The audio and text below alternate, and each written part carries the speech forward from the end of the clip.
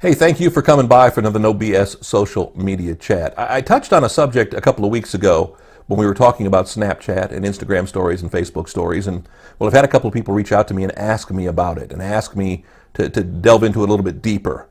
And I just made an offhand mention about don't confuse being social with building a social following. I mean, let's be honest with you here. What we're talking about, what we talk about in our No BS chats every week, is for people who use social media professionally. Now, we're not just talking LinkedIn, and I guess we could talk more about LinkedIn because that truly is a professional social networking site. But this is about using the tools, the apps, the platforms of social media, your Facebooks, your YouTubes, your Instagrams, whether it's Snapchat, whether it's Twitter, whatever these sites are, and using them to build a base of followers. Again, a lot of it applies to the artists I work with who are always looking to try to build their base online, who want to have 1 million people follow them on Facebook, or 500,000, or 2 million, or whatever the number is, who want to have maybe just as many on Twitter, or want to have millions upon millions of video views. I mean, there's still talk all these days, and I've been talking about viral videos for over a decade now. People still want to have a viral video, something they throw up on the internet, and boom, the next morning they wake up with 1 million views. And I don't want you to confuse those basics of social media with being social. You know, there's so many functions and features a part of social media. Like I said, again, I use the example of Snapchat. Snapchat is the preferred social media platform right now for young people, and not just millennials, but almost preteens as well, for teens, preteens, and some millennials, because it's about being social with your friends. You know, it's funny, my 11-year-old niece, she has an Instagram account. She doesn't have a Facebook yet because you can't have one until you're 13, but she has an Instagram account, and she uses a lot of Instagram stories. And she'll do little things with the boomerang feature and do little cute faces and things like that, and I see it because, well, we're connected through Instagram. But what's amazing is all of the, with maybe 50 to 100 people following her, and she having a private page, it's amazing how many likes and comments she gets on things, because that's the way she's social with her friends from school. That's the way she's being social. And I understand that. If we'd had social media when I was a teenager, when I was a kid, oh my gosh, just imagine the world of possibilities. I'll never forget when we first heard about the possibility of this thing that was becoming the internet, about being able to connect in real time to people all over the world, and it wasn't like using a long distance telephone, which heck, even if you called halfway across the country, would cost you $10 a phone call. So imagine having this tool in your hand that's free to use, that's free to stay connected with people no matter where they are, no matter what time of day.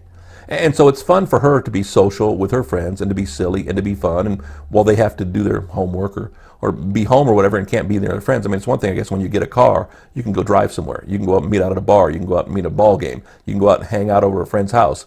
When you're a kid who doesn't have a car, the way to be social, the way to stay connected, back in the old days, you'd pick up the telephone and you get yelled at for being on the telephone, and sometimes they'd have the teen line.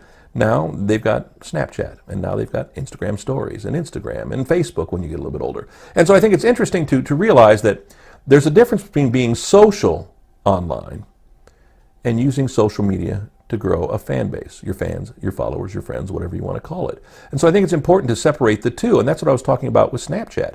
I appreciate Snapchat for what it is. It's an app, it's a site to be social, to have fun, to connect with friends, to do silly things. But it's not about growing a fan base. Now, I know people who have grown fan bases through Snapchat. It is possible, but they're unique. They're specialized. They go after a certain genre of people. They go after a certain type of follower. And are those followers really real? Is there a way to get them to buy whatever product you're trying to sell them? And again, we're talking to small businesses. We're talking to recording artists. We're talking to media people who are trying to become more famous, more popular, whatever you want to call it, trying to grow their base. Well, I don't necessarily know how much Snapchat's going to be able to help you do that. If you're running a jewelry store, Snapchatting jewelry, I guess you could show a lot of bling, but I don't see the point. So it's something to think about and something to really focus on. I always hammer home what I call the big four. And the big four right now are Facebook, Instagram, Twitter, and YouTube. You know, back when we first started talking about the big four, instead of Instagram, it was MySpace. And of course, MySpace fell away and it's no longer a player at all. You don't have to have a MySpace page anymore. I have one, but haven't done anything with it in years. And I know a lot of people are in the same boat. And so you have to find your niche as to whether Facebook's where you're going to spend a lot of time, or Instagram, or maybe on Twitter. Look, the president uses Twitter all the time. I know he has a Facebook page, but you never hear him talking about that. YouTube, you know, people being famous. I was talking with somebody the other day about some of the instructional videos and about trying to build viral videos and about trying to gain followers and get people interested in things like that. And they use YouTube for that. There are lots of tools that you can use to grow a fan base. And the big four, because they've got the most traffic, because they've got the most eyes, because they're the best known, are probably the easier way to do that. Again, you can be social with other sites, with other apps, with other platforms, but if you want to get work done, stay with the big four. Next week, another No BS social media chat. NoBSSocial.com, our website. Our company website, IntensityMedia.com. Go by there, learn more about what we do. Of course, you can visit us on Facebook, on Instagram, on YouTube, on Twitter, all those places. You want more information? My phone number, my email coming up. I'd love to chat with you, talk more. See you next week. Another No BS social media chat. Thanks.